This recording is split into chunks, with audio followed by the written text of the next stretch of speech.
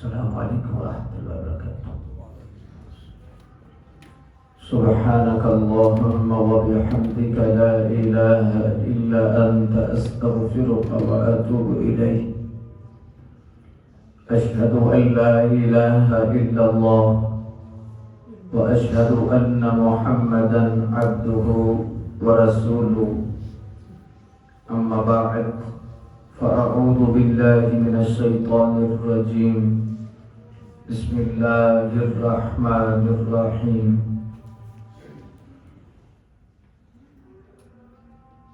إن الذين آمنوا وعملوا الصالحات سيجعل لهم الرحمن ودا. صدق الله مولانا العظيم. إن الله وملائكته يصلون على النبي يا أيها الذين آمنوا صلوا عليه وسلموا تسليما. الصلاة والسلام عليك يا سيدي يا رسول الله وعلى آلك وأصحابك يا سيدي يا حبيب الله. الصلاة والسلام عليك يا سيدي يا مقيم قلوب المؤمنين وعلى آلك وأصحابك يا سيدي يا خاتم النبيين ويا خاتم المعصومين. حمد و صلات کے بعد اللہ کا بے پناہ شکر ہے، مالک نے ہمیں اپنے گھر کی خوبصورت چھت کا سایہ نصیب کیا. اللہ مرتے دم تک اسی نورانی جہتوں سے ہمیں منسوب فرمائے اور آخری گواہیوں میں یہ چیز شامل ہو جائے کہ اس کا تعلق مسجد سے ہے، اس کا تعلق نماز سے ہے، اس کا تعلق حضور کی محبت سے ہے. سرکار کے محبین میں تھا، سرکار کے عاشقوں میں تھا اور حضور کے غلاموں میں تھا. زندگی اگر اس پر ختم ہوئی تو سمجھو بیڑا پار ہو گیا ہے. حضور سیدی غوث اعظم رضی اللہ تعالی عنہ کی سیرت اور کردار کے چند پہلوؤں پر آج کی نشست میں آپ کی توجہ دلانا مقصود ہے. اہل اللہ کے ذکر کی برکات ہماری زندگی میں اللہ شامل فرما دے. یقیناً جب اپنے من میں ہم جھانکتے ہیں تو ہمیں اندھیرے نظر آتے ہیں اور اس حوالہ سے ہر شخص ضرورت محسوس کرتا ہے کہ وہ اپنا علاج کرے. اہل اللہ کے ذکر کی، ان کی سیرت کی روشنیاں ایسا چراغ ہیں جو بندے کے باطن کو بہت روشن کرتی ہے اور بندے کے کردار اور افکار کو نورانی کرتی ہے. جن ہستیوں کا ذکر نور ہے، جن ہستیوں کا ذکر رحمت ہے، جن ہستیوں کا ذکر قلب کی طمانینت کا سبب ہے، ان ہستیوں میں صف اول میں حضور سیدی غوث اعظم رضی اللہ تعالی عنہ کی ذات ہے. ان کا ذکر اتنا میٹھا ہے کہ منہ شہد سے بھر جاتا ہے، دل میں سکون آتا ہے، سرور آتا ہے. آپ کی زندگی کا ایک ایک ورق جب ہم الٹتے ہیں تو اہل اللہ کی یاد تازہ ہوتی ہے. وہ رجال جن کا ذکر قرآن میں ہے، ان مردوں کو جب ہم عملی زندگی میں دیکھتے ہیں تو ان میں حضور سیدی غوث اعظم رضی اللہ تعالیٰ عنہ کی ذات گرامی ہے. اصل میں ہمارے معاشرے میں کچھ مسائل ایسے ہیں کہ ہم افراط و تفریط کا شکار ہیں. افراط و تفریط سے مراد یہ ہے کہ کچھ چیزوں کو بہت بڑھا دیا، کچھ چیزوں کو بہت کم کر دیا.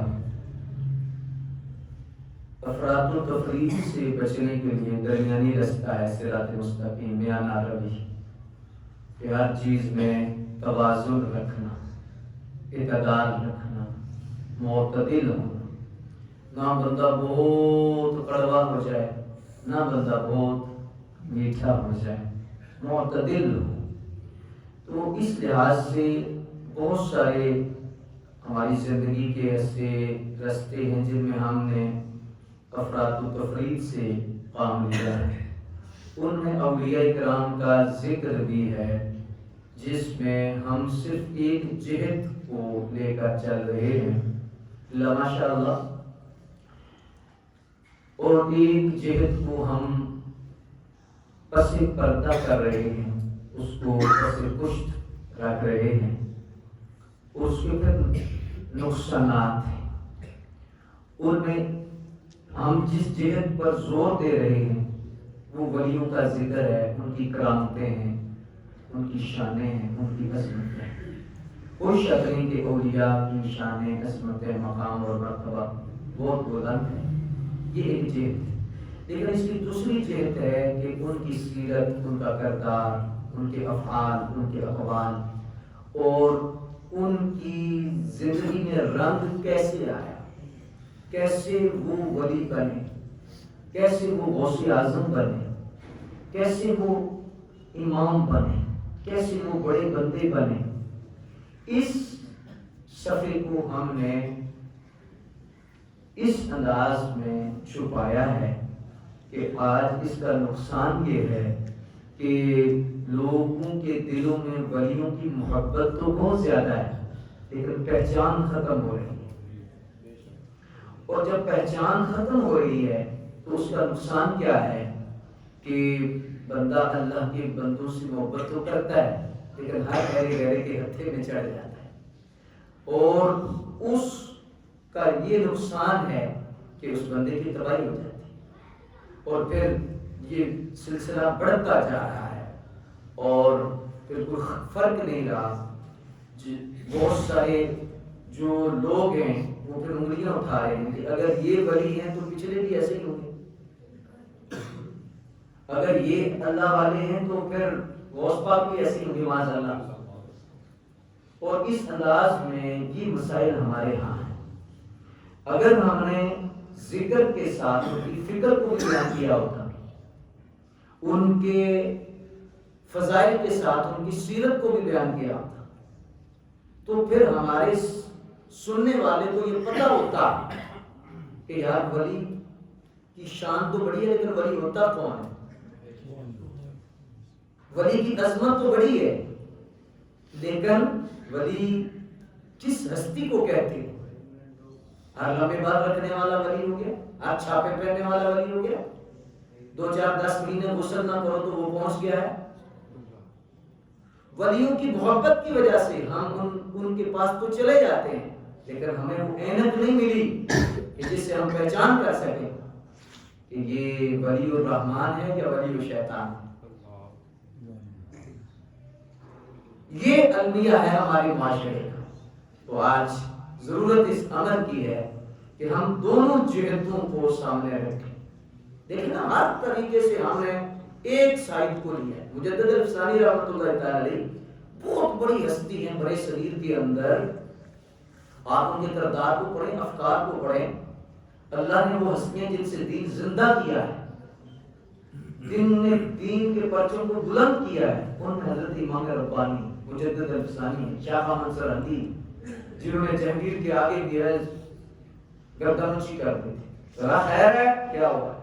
گردن نہ جھکی جس کی جہانگیر کی، جس کے نفس سے گرم سے ہے گرمی آرام، وہ ہند میں سرمایہ ملت کا نگہبان، اللہ نے بر وقت کیا جسے۔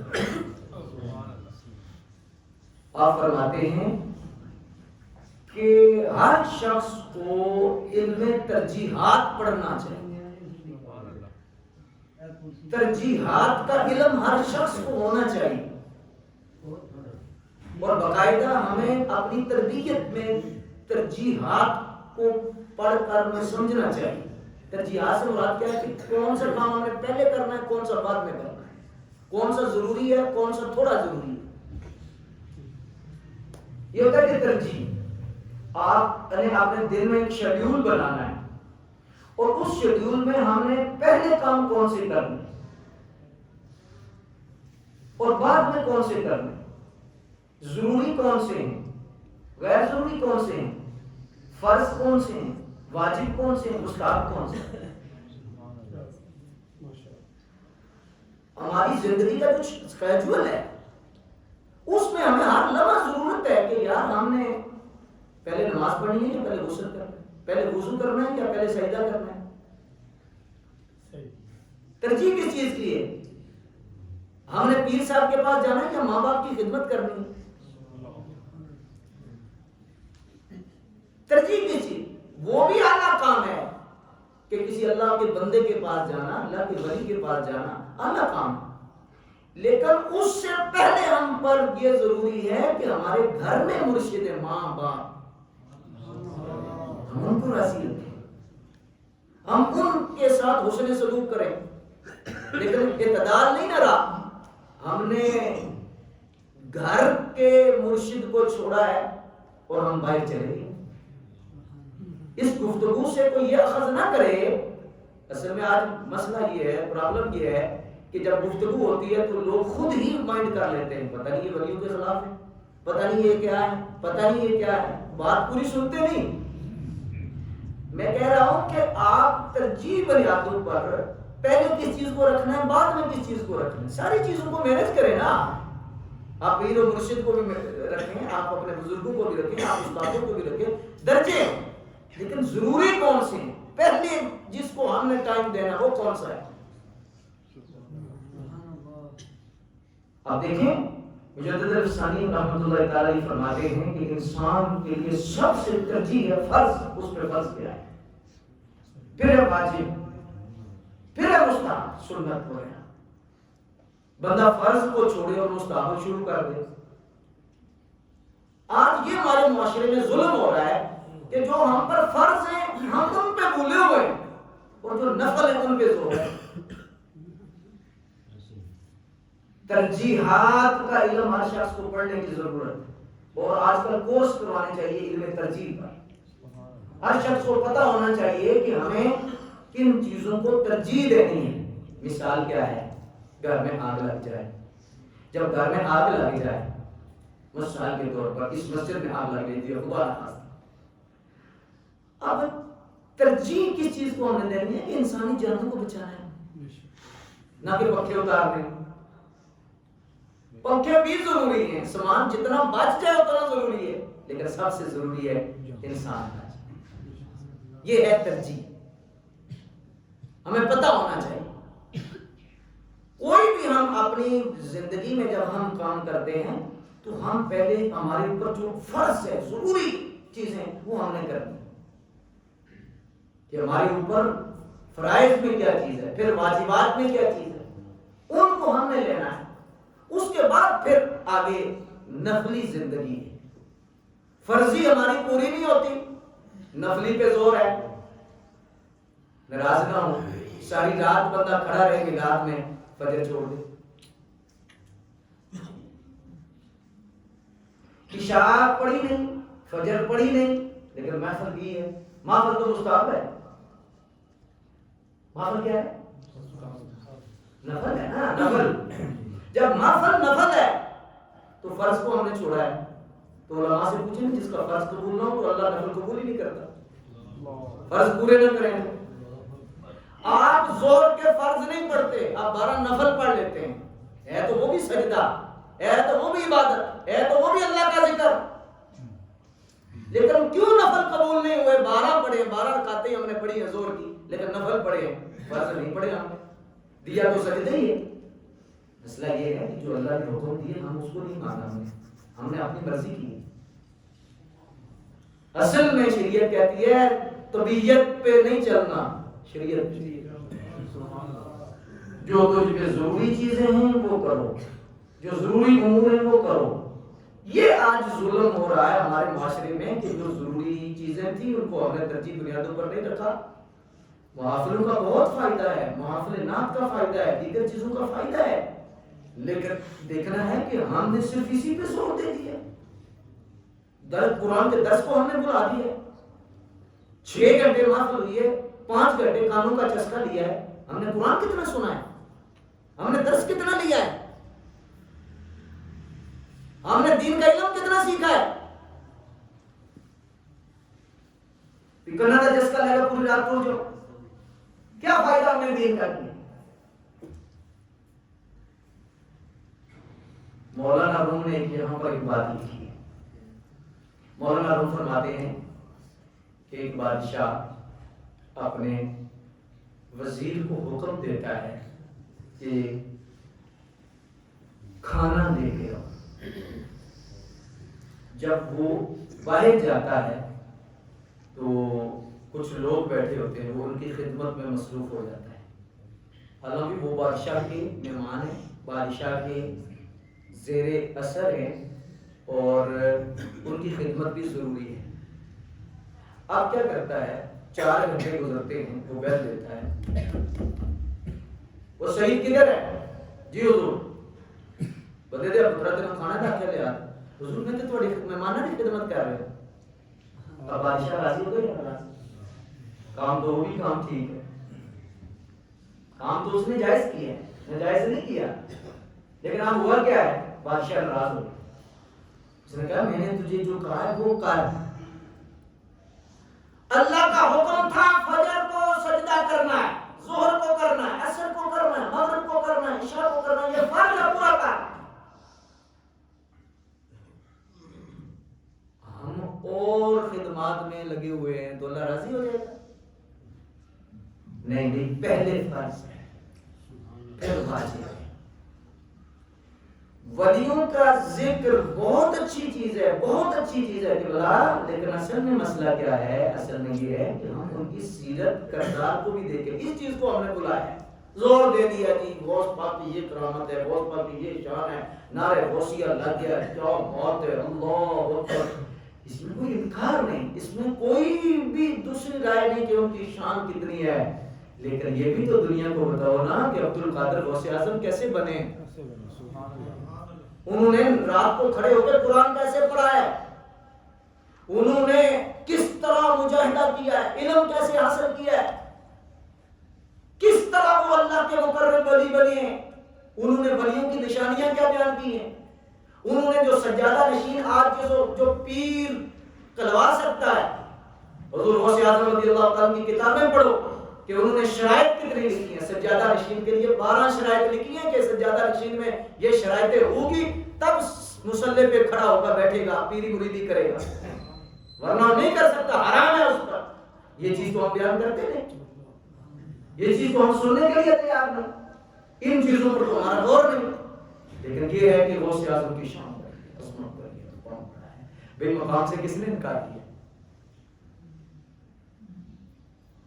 حضور سیدی غوث اعظم رضی اللہ تعالیٰ عنہ کی سیرت طیبہ میں حضور غوث اعظم کی جو سمجھنے والی چیز ہے, سب سے پہلے وہ آپ نے علم حاصل کیا ہے, علم پہ زور دیا ہے, اور علم پر آپ نے اتنی محنت کی ہے, اتنی محنت کی ہے رات کہ آپ کا ماننے والا کبھی بھی جاہل لوگوں سے پیار نہیں کر سکتا.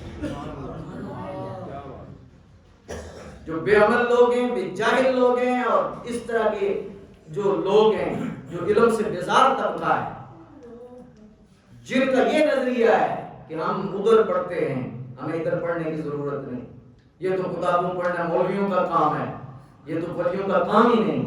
غوث اعظم یہ سر اس اسرار میرے پاس ہے. حضور غوث اعظم رضی اللہ تعالیٰ عنہ کی ذات گرامی نے صوفیوں کے 12 فرقے لکھے. کتنے؟ 12 فرقے صوفیوں کے لکھے جو اس دور میں تھے. ان کی ہونا یہ حضرت کس صدی کی بات ہے؟ 5ویں صدی. آج سے کتنے 100 سال پہلے؟ 1000 سال سے زیادہ سال. آپ نے لکھا ہے کہ اس وقت جو بناوٹی صوفی تھے, بناوٹی پیر تھے, بناوٹی جو لوگ تھے, جنہوں نے لوگوں کی جیب پہ نظر رکھی, جنہوں نے نفس کی پیروی کی, جنہوں نے خواہشات کی پیروی کی, اور جنہوں نے دین میں غلط کیا, اور جن لوگوں نے اس لبادے میں آ کر امت کو لوٹا, ان کی 12 قسم. فرقے، بنیاد الطالبین پڑھیے، سر الاسرار پڑھیے، فتح الربانی پڑھیے، اصول الدین پڑھیے. غوث اعظم رضی اللہ تعالیٰ عنہ کی ذات گرامی نے کیا لکھا ہے. آج انشاءاللہ اگر کچھ منٹ میرے پاس بچے تو میں اسی جمعے میں یا اگلے جمعے میں عرض کروں کہ وہ 12 فرقے کون سے ہیں، اور جب آپ ان کی تعریف پڑھیں گے آپ کے سامنے جانا ہو جائے گا کہ ہمارے محلے میں بھی کچھ ایسے ہیں، ہمارے شہر میں بھی کچھ ایسے ہیں، ہمارے معاشرے میں بھی کچھ ایسے ہیں کہ جن کی یہ فکر ہے، جن کی یہ سوچ ہے، جن کا یہ یاد مسئلے کے حق اہل سنت بیان کرو. بد مذہب کی جرت کیا ہے کہ انگلی اٹھائے؟ صرف اور صرف حق اس لیے بیان نہ کرنا کہ بندے کو پتہ چل جائے گا اور بندے دور ہو جائیں گے. نہیں بھائی، حق کو کبھی نہ چھوڑو. اللہ کہتا ہے ولا تکتموا الحق، گواہی کو نہ چھپاؤ. نہ سچ بات بیان کرو. مولا علی شیر خدا کا دل کریم فرماتے ہیں جس نے بندوں کو راضی کرنا اور بندوں سے ڈرنا وہ کبھی نہ شخص ممبر پہ نہ بیٹھے. جس نے لوگوں کا دھیان رکھنا ہے کہ لوگ کیا کہیں گے، فرمایا اس کو اجازت نہیں کہ ممبر رسول پہ بیٹھے. وہ کسی اور جگہ جائے، وہ ریڑھی لگائے، وہ اور شعبہ اختیار کرے. نبی کے مصلی پر کھڑے ہو کے اگر اس نے دیانتداری نہیں کرتی، اس نے سچ نہیں بولا، اس نے لوگوں کو چہرہ نہیں دکھانا، شیشہ نہیں دکھانا، اس کو اجازت نہیں کہ وہ سرکار کے مصلی کا وارث بن جائے. حضور سیدی غوث اعظم رضی اللہ تعالیٰ عنہ کی زندگی آپ پڑھیں، پہلا ورق آپ پڑھیں، پہلی سیرت، پہلا آپ نے علم پہ اتنا زور دیا ہے. یار ماتر ذات ولی ہیں، وہ ولی کہ جن کی بشارتیں پہلے ولی دیتے رہے، وہ ولی ہیں. کتنے بڑے ولی ہیں، مادر ذات ولی ہیں. اس ماں کے بیٹے ہیں جس ماں کے ساتھ نکاح ہوا تھا تو آپ کے والد نے 12 سال نوکری دی تھی سیب کھانے کی بخشوانے کے لیے. اس باپ کے بیٹے ہیں، اس ماں کے بیٹے ہیں. ساری زندگی غیر بار پہ نظر ہی نہیں پڑی، گاڑی نہیں، گھر سے نہیں نکلی. جی اس ماں کے بیٹے پہلے دن روزہ رکھا، دودھ سحری کے ٹائم پیتے، پھر افطاری کے ٹائم پیتے. حسن حسین سید ہیں. لیکن 12 سال کی عمر جب ہوئی تو ماں نے کہا بیٹا تجھے میں اللہ کے لیے وقف کرتی ہوں، جا تو نے دین سیکھ. یار میں ٹیوشن نہیں رکھ سکتی تھی. جن کا خاندانی شراف ہو، بڑے بڑے گیلان کے سادات شاہ کی انہیں سلام کرتے ہوں، اس گھر کو، اس گھر کا پانی بھرتے ہوں. بچے کو ماں دوسرے ملک دوسرے شہر بھیج رہی ہے، بیٹا تو جگر کا ٹکڑا ہے لیکن نبی کے دین کی تو نے حفاظت کرنی ہے. دین ایسے کلیدوں پہ نہیں ملے گا، دین ٹھٹے کھاؤ گے تو ملے گا، مشقت اٹھاؤ گے تو پھر تمہیں دین حاصل ہوگا. جگر کا ٹکڑا ہے، کپڑوں میں پیسے سی دیے، جاؤ جھوٹ نہیں بولنا. جن کے باپ نے 12 سال ایک وجہ سے نوکری کی ہے، ماں کا کردار اتنا ہے تو پھر ان کی زبان میں اثر نہیں ہوگا، ان کی طبیعت میں اثر نہیں ہوگا. جھوٹ نہیں بولنا، چلے جاؤ، جھوٹ نہیں بولنا. اللہ اکبر. رستے میں ڈاکو پڑ جاتے، مال لوٹ لیا جاتا ہے، آپ ساتھ کھڑے. کہا میرے پاس کیوں نہیں آئے، میرے پاس بھی 2 روپے پیسے. کہا تیرے پاس کہاں ہے؟ ایک نے دیکھا، کوئی دوسرے نے دیکھا. اس نے اس کو بلایا، کہا یہ بچہ کہہ رہا ہے میرے پاس پیسے، جھوٹ بول رہا ہے. آیا کہا جھوٹ بولتا ہے. کہا سچ ہی تو بول. کیسے ہیں؟ کہاں ہیں؟ دیکھو اندر کپڑے میں، اندر والی جیب میں ماں نے اندر سلائی کیے ہوئے. یہ آنکھیں چٹی ہوگی کہ لوگ تو دولت چھپاتے ہیں، اس نے ظاہر کیوں کی ہے؟ یہ کو عام نہیں. سرکار کے پاس جب لے کے گئے، 12 سال کی عمر ہے عبد القادر جیلانی کی. بیٹا کیا وجہ ہے؟ میری ماں نے کہا تھا جھوٹ، میری ماں نے کہا تھا سچ بول رہا ہے، جھوٹ نہیں. میں اپنے ماں کی کھول کا پہرا دے رہا ہوں. یہ دولت والی جانی چیزیں لیکن میں اپنی ماں سے غداری نہیں کر سکتا جس نے مجھے دودھ پلایا، جس ماں نے مجھے سینے پہ لٹایا ہے، جس ماں نے مجھے اتنا بنایا ہے کہ آج میں چل رہا ہوں، اس ماں کا میرا ہائے ہائے ہائے، جن کا کردار ہو پھر ان کے قول میں اثر بھی ہوتا ہے، پھر ان کی تقریر میں بھی اثر ہوتا ہے۔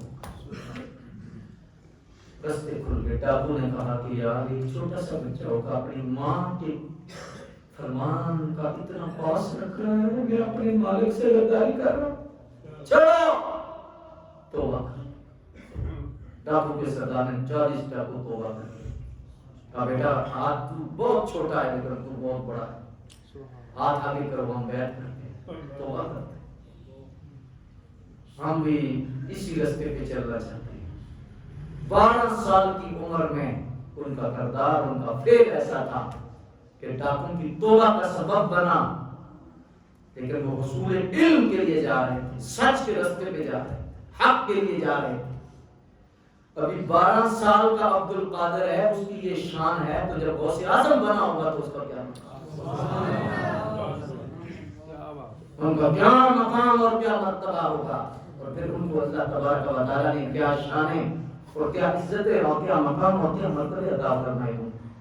چلے گئے۔ دور ایسا نہیں تھا کہ پیچھے سے ٹفن چلے جائے، دور ایسا نہیں تھا کہ استاد نے کچھ کہہ دیا ہے تو پیچھے سے 10 فون آ جائے، دور ایسا نہیں تھا۔ پتہ ہی کوئی 2 سال 3 2 سال کے بعد پیچھے ماں نے کچھ پیسے بھیجے، کہ جو پیسے بھیجے تھے وہ تو ختم ہو گئے، تو جانا اس شہر کے اندر ادھر پوچھنا کوئی عبد القادر نام کا بچہ ہوگا، 13-14 سال کی عمر ہوگی، تو اس کو یہ پیسے دے دینا، کہنا تیری ماں نے بھیجی۔ بندہ گیا ڈھونڈتا ڈھونڈتا ڈھونڈتا پوچھا، کوئی نہ پتا چلا۔ آخر وہ بھی غریب آدمی تھا، اس کے پاس بھی خرچہ ختم ہو گیا، اس نے کہا ابھی تو وہ مل نہیں رہا، لیکن ہے تو امانت، لیکن چلو اس میں روٹی تو میں خرید لوں گا، کھانا تو میں خرید لوں، کیا کروں؟ کھانا خریدا، مسجد کے کونے میں بیٹھ کے کھانے لگا، دیکھیں ایک بچہ ہے بیٹا، اللہ لیکن اس کے چہرے پر اتنا اثر ہے کہ فاقہ، بھوک پکار رہی ہے۔ دیکھنے والے تحریریں پڑھ لیتے ہیں چہروں، ضروری نہیں ہوتا کہ کوئی بولے، چہرہ بتاتا ہے۔ ایسے دیکھ رہے ہیں تو بچے کو بلایا، بیٹا لگتا ہے تجھے بھوک لگی ہے؟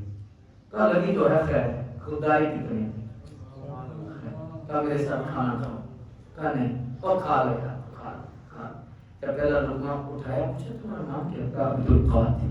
کہاں سے ہے؟ ایران سے ہے۔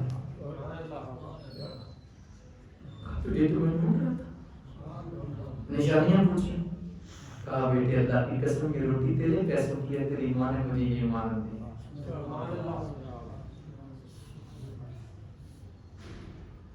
پیسے رکھے، آدھے دینے کا تم بھی ضرورت پہنچا۔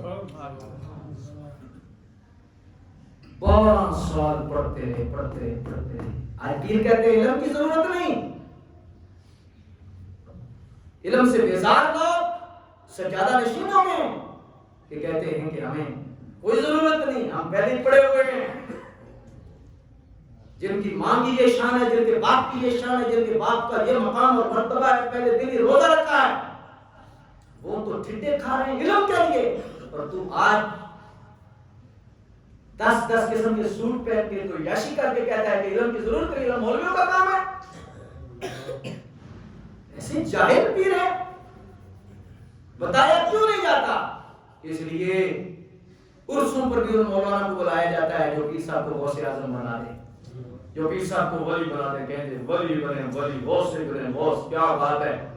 نبی پاک کی نعت پر لوگ نہیں اٹھے گے، پیر صاحب کی تعریف پر لوگ پیسے بچائیں۔ یہ طرفہ تماشا ہے۔ کیا یہ قابل غور بات نہیں کہ پیر کی تعریف پر تو بندہ مجمع آ جائے، نبی کی حدیث پر نہ بندہ اٹھے، نبی کی تعریف پر بندہ نہ اٹھے؟ کیا پیر صاحب کی تعریف نبی پاک سے نہیں زیادہ؟ وہ بیزار طبقہ جو علم سے بیزار ہے، وہ کبھی قادری کہلوا نہیں سکتا، اسے حق نہیں کہ قادری کہلوائے۔ وہ 11ویں نہ دے اور اسے 11ویں دینے کا حق حاصل نہیں جو کہے کہ علم کی ضرورت ہے.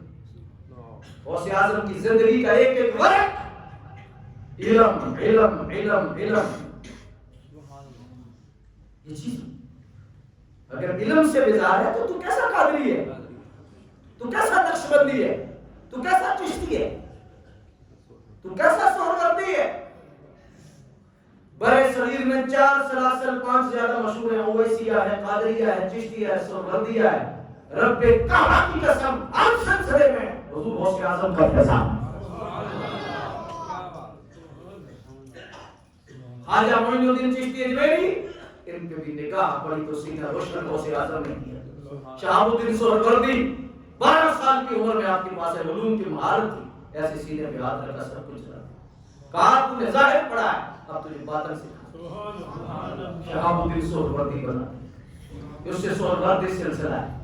پھر خواجہ معین الدین چشتی سے آپ سے چشتی ہے, پھر نظامی ہے, پھر صابری ہے. نقشبندی بہاؤالدین نقشبند 168 سال پہلے مصباح بخارا سے قریب سے گزرے تو فرمایا یہاں سے مجھے خوشبو آ رہی ہے, یہاں میرا بیٹا ہوگا جس کا نام سید بہاؤالدین ہوگا, نقشبند سلسلے کا وہ بانی ہوگا. اور فرمایا کہ اللہ اس کے ذریعے زین کو زندہ کرے گا, اور میں اس کا سینہ اللہ میری نظر سے زندہ کرے گا. بہاؤالدین نقشبند نقشبندیوں کے امام, ان پر نگاہ ہے تو حضور غوث اعظم کی. نقشبندی کیسے کہہ سکتا ہے, یہ قادری کیسے؟ جو اصلی نقشبندی ہے, جو اصلی قادری ہے, جو اصلی چشتی ہے, جو اصلی سہروردی ہے, نہ تو غوث اعظم کا انکار کرے گا اور نہ علم کا انکار. بات سمجھ میں آئی ہے؟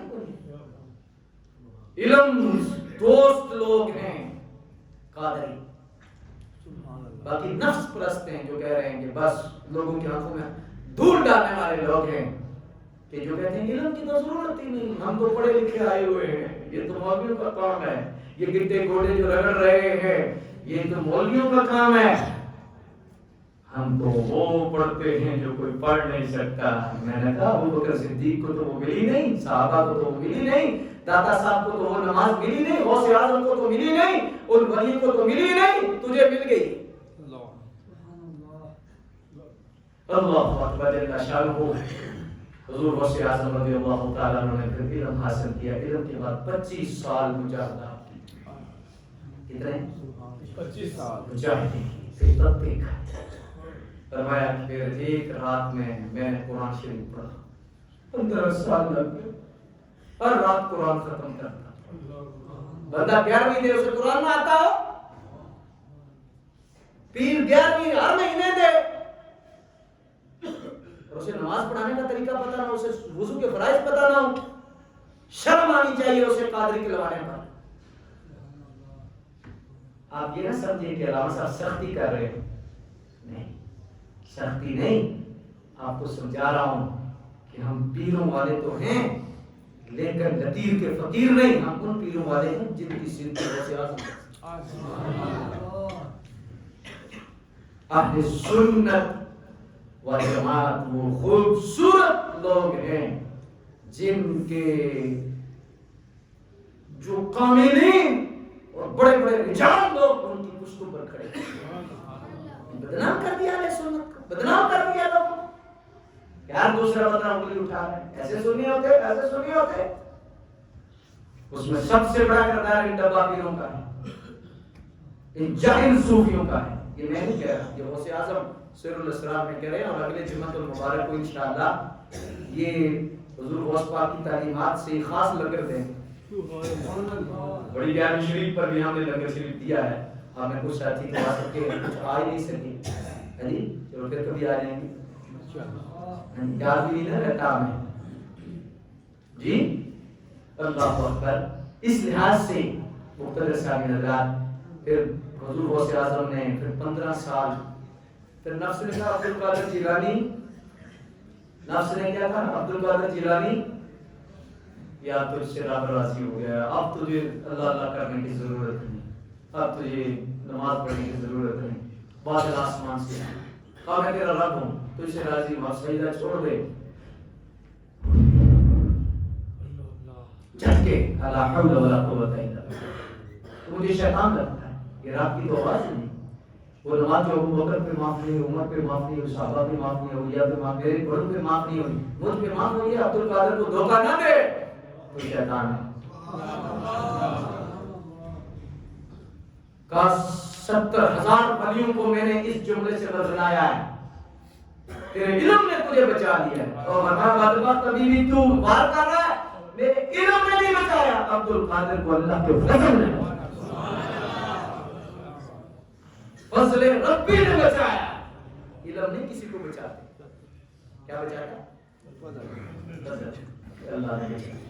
اس پر حضور غوث اعظم کی پھر تعلیمات اگلی کیا ہے انشاءاللہ آگے جمعہ المبارک پہ لکھیں گے۔ آپ سے گزارش ہے کوئی 15-20 منٹ آدھا گھنٹہ جمعے کو پہلے آ جائے، محنت کرے آپ نے۔ مثال کے طور پر آپ کرتے ہیں کہ آپ نے 1:30 بجے جانا ہے، لیکن اس میں 15-20 منٹ اس نیت سے رکھیں گے آپ کہ ہم مسجد میں جلدی جائیں گے۔ یہ جلدی تو ختم ہی نہیں ہوتی، اور آپ نے جمعے کو مینج کریں کہ یار ہمیں 1 بجے مسجد میں جانا ہے، جا کے درود شریف پڑھنا ہے، بیٹھنا ہے، پھر قرآن حدیث کی کوئی ایسی سوغات نہیں ہے کہ پورا ہفتہ سکھی نہیں کرتے۔ مثلا آپ 1:30 بجے بھی آئے، آپ 40 منٹ پہ بھی آئے، لیکن آپ 20-25 منٹ پہلے آ جائیں تو آپ کو کتنا خزانہ مل جائے۔ ذہنی ہم نے تھوڑا بدلنا ہے نا، تو آپ ہر جمعے کو جدھر بھی آپ ہوں، آپ 20-25 منٹ پہلے مسجد میں جائیں۔ خدا کی قسم جمعے کے دن وہ نور پڑتا ہے کہ سارا ہفتہ بندے کا ستھرا ہے۔ تو آپ کو 20-25 منٹ پہلے تھوڑا آ جائے، ٹھیک ہے؟ کوشش کیا کریں۔ اللہ اکبر۔ ہم نے بندوں کے لیے تو تقریر کرنی نہیں ہوتی، 10 بھی بیٹھے ہوتے ہیں، ہم نے اسی طرح تقریر کرنی ہے، 20 ہے تبھی اسی طرح کرنی ہے۔ یہ آپ کا بھلا ہے، آپ کا فائدہ ہے جی۔ وہ دور ہم تازہ کر لیں کہ یار مسجد بھری ہو، اذان کے بعد گرم گرمی ہو جائے، مسجد بھر جائے، پھر خطبہ شروع ہو۔ ایسا دور ہم زندہ کر سکتے ہیں، ایسا تازہ کر سکتے ہیں، اور صرف تھوڑا سا مینج کریں، 20 منٹ پہلے آ جائیں، 25 منٹ پہلے آ جائیں، آئے تو 30 منٹ پر بھی ہیں تو اگر 15 منٹ پہ آ جائیں، 10 منٹ پہ آ جائیں، کچھ ملے گا نا۔ غیبت سے بچ جائیں گے، جھوٹ سے بچ جائیں گے، اور اللہ کا نور، اللہ کے گھر کا فیضان آپ کو ملے گا۔ اللہ پاک مجھے اور آپ کو ہمیشہ حق کا ساتھ دینے کی توفیق عطا فرمائے۔ وآخر دعوانا